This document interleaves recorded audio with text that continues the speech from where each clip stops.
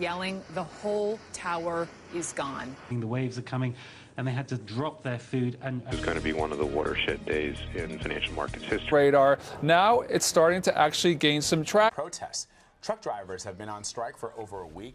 O atentado de 9 de setembro, o tsunami na Ásia em 2004, a quebra da Bolsa de Valores em 2008, a ascensão dos bitcoins em 2013 e a greve dos caminhoneiros em 2018 foram alguns dos eventos que marcaram a história da humanidade. O que todos eles têm em comum? Todos são cisnes negros. Antes da descoberta da Austrália, no século XVII, acreditavam-se que todos os cisnes eram brancos. Afinal, nunca ninguém havia visto um cisne negro. Isso mudou quando um explorador holandês avistou pela primeira vez o primeiro cisne negro, e esse evento causou uma grande mudança de paradigma em toda a sociedade. Cisnes negros nada mais são do que metáforas que representam eventos aleatórios e inesperados que acontecem e são impossíveis de prever. Nassim Nicholas Taleb, escritor e filósofo libanês, é mestre pela Wharton School e doutor pela Paris University. De acordo com a sua obra A Lógica do Cisne Negro, o impacto do alto improvável, o mundo é dominado pelo extremo, pelo desconhecido e pelo muito improvável. Isso implica na necessidade de se utilizar o extremo como ponto de partida e não como uma exceção. Um cisne negro só pode ser considerado de fato um cisne negro quando ele preenche 3 atributos. O primeiro deles é que o cisne negro é um outlier. Um outlier foge da anormalidade, já que nada no passado aconteceu que prove convincentemente a sua possibilidade de acontecer no futuro ou no presente. O segundo atributo é que ele é um impacto extremo quando acontece. E o terceiro é que, apesar dele ser um outlier, através da natureza humana, conseguimos desenvolver habilidades de torná-lo explicável e previsível depois que acontece. Claramente, possuímos a habilidade de adquirir conhecimentos na área estatística. Entretanto, o ser humano, naturalmente, é ruim na área estatística e nós não sabemos que não somos bons. Eu vou lhe dar um exemplo. Imagina que você tenha a oportunidade de participar em um jogo de azar, onde você tenha que escolher cara ou coroa no lançamento de uma moeda. Antes disso, lhe é dada a oportunidade de observar os 100 últimos lançamentos da mesma moeda. Nos 100 últimos lançamentos, todos resultou em cara. Muito provavelmente, se você é uma pessoa no seu julgamento saudável, irá escolher cara também, pois as últimas 100 vezes resultaram em cara. Entretanto, as oportunidades continuam 50%, 50%, tanto para cara quanto para coroa. As pessoas, em média, se sentiriam tentadas a escolher cara, por conta do seu julgamento afetado pelos lançamentos anteriores. Cisnes podem mudar toda uma sociedade. Geram grandes impactos na ciência, como por exemplo na teologia, na física, na biologia. Um grande exemplo foi quando Nicolau Copérnico descobriu que a Terra não era o centro do universo. Esse descobrimento gerou grandes consequências na sociedade. Em contrapartida, abriu caminho para toda uma mudança cultural na sociedade. Para melhor compreender o impacto do improvável, Nassim Taleb divide o conhecimento humano em 2 áreas principais da aleatoriedade, separando os 2 principais grupos de efeitos improváveis em nossas vidas. O primeiro deles é chamado por Taleb de médio cristão, descrevendo uma terra onde as médias são a regra. No médio cristão, nossa amostragem de informações e dados disponíveis é muito grande e nenhum exemplar isolado alterará de modo significativo o agregado ou o total. Os dados, neste contexto, não são escaláveis, pois eles têm limites mínimo e máximo definidos. Alguns exemplos de informações do médio cristão são características físicas como altura, peso e até mesmo o QI.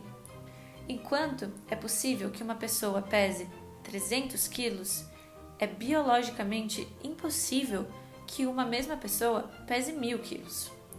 Uma vez que as propriedades das informações não escaláveis são claramente limitadas, é possível fazer previsões relativamente precisas sobre as médias. O segundo território é o extremistão, e é nele que moram os extremos. No extremistão, as desigualdades são tantas que uma única observação pode exercer um impacto desproporcional sobre o agregado ou sobre o total. Alguns exemplos de dados e informações que surgem do extremistão são bem mais diversos, como mortes em ataques terroristas, vendas de livros por um autor e taxas de inflação. Diferente de dados como altura e peso, distribuição da riqueza e vendas de álbum são itens escaláveis. Caso analisamos os dados olhando a média, podemos ser iludidos com a representação que não reflete com precisão a realidade. Agora, eu gostaria que você fizesse um pequeno exercício. Imagine que você é um peru. Durante a sua vida inteira, você foi bem cuidado e bem alimentado, até o dia de ação de graças. No dia de ação de graças, você é capturado, é assassinado e as pessoas que sempre cuidaram de você durante todos esses anos te comem no jantar. Essa é a metáfora que Taleb usa para mostrar como nós tentamos prever o futuro vendo fatos do passado. E também mostra como os cisnes negros são completamente relativos. Para o Peru, aquele foi o maior cisne negro da vida dele, mas para o cozinheiro do Dia de Ação de Graças é algo completamente normal, feito todos os anos.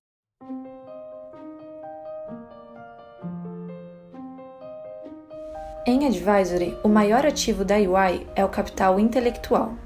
Prestamos serviços, ouvimos os medos e desejos de nossos clientes e criamos projetos e metodologias para ajudá-los. O capital intelectual é definido por um conjunto de fatores que podem gerar riqueza à empresa, como conhecimento, informação, experiência e humanidade.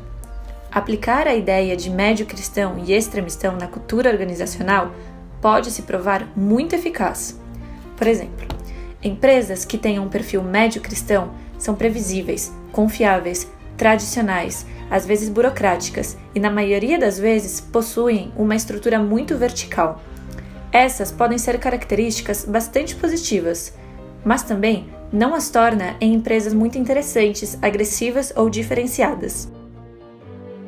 Já as empresas exclusivamente caracterizadas por um perfil extremistão são completamente imprevisíveis, instáveis e até perigosas. Ninguém quer estar perto desse nível de volatilidade, pelo menos não por muito tempo. O perfil ideal de uma empresa é previsível, mas que também tem uma dosagem de extremistão.